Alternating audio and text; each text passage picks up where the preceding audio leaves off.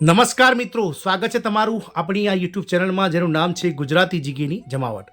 આજના વિડીયોમાં આપણે વાત કરીશું ખૂબ જ લાંબા સમયથી ગુજરાત પોલીસ ભરતીને લઈ અને મિત્રો સમાચારો પર સમાચારો આવી રહ્યા છે.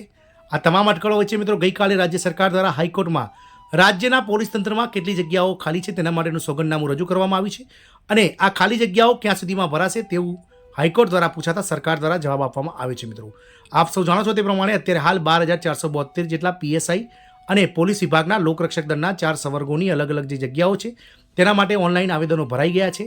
ફરીથી જે વિન્ડો છે તે મિત્રો ઓગસ્ટ મહિનામાં એટલે કે ફરીથી આ ફોર્મ ઓગસ્ટ મહિનામાં ભરાશે અને જે પ્રેક્ટિકલ પરીક્ષા છે દોડ તે મિત્રો નવેમ્બર-ડિસેમ્બરમાં આયોજિત કરવામાં આવશે અને તમામ ભરતી પ્રક્રિયા જે છે તે મિત્રો મે 2025 સુધીમાં પૂરી કરવામાં આવશે તેવું હસમુખભાઈ પટેલ સાહેબ ગુજરાત પોલીસ ભરતી બોર્ડના અધ્યક્ષ દ્વારા જણાવવામાં આવ્યું છે.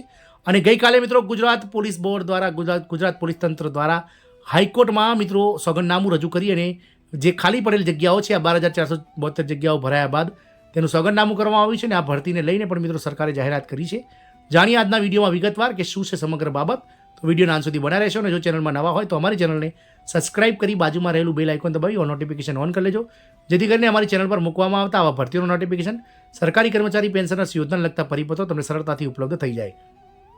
તો ગઈકાલે મિત્રો તોફાનોમાં જાહેર મિલકતને નુકસાન મુદ્દે પીઆઈએલમાં હાઈકોર્ટમાં સોગંદનામું રજૂ કરતા ગુજરાત રાજ્યના પોલીસ તંત્રમાં હાલમાં કુલ 28,993 જગ્યાઓ ખાલી છે તેવું સરકારે સ્વીકાર્યું છે.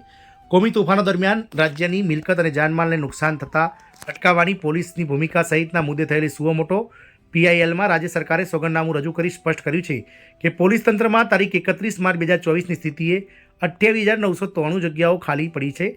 જો કે આ જગ્યાઓ ભરવા માટે સરકાર દ્વારા અસરકારક કામગીરી નહીં કરતા હાઈકોર્ટે બહુ ગંભીર નારાજગી વ્યક્ત કરી છે.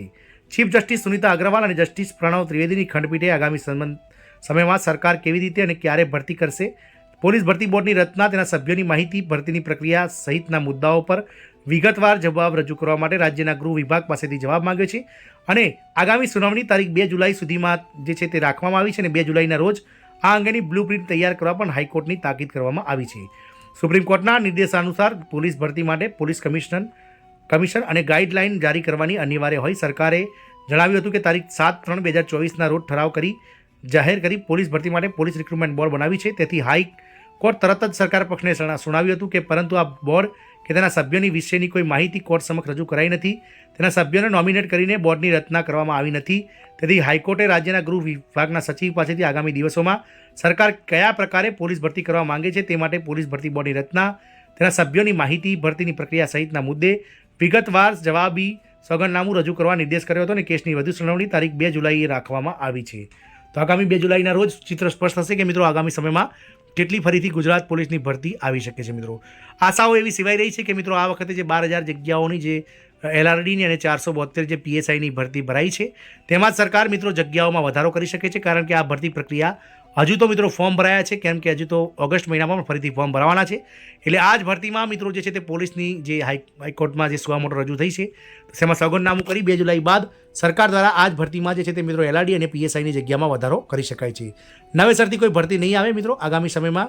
આ જ ભરતીમાં મિત્રો જે છે તે એલઆરડીની જગ્યાઓ 15,000 ઉપર અને પીએસઆઈની જે જગ્યાઓ છે તે મિત્રો 900 થી 950 જગ્યાઓ કરી અને સરકાર જે છે તે મિત્રો હાઈકોર્ટને જવાબ આપી શકે છે. જય હિન્દ, અસ્તુ.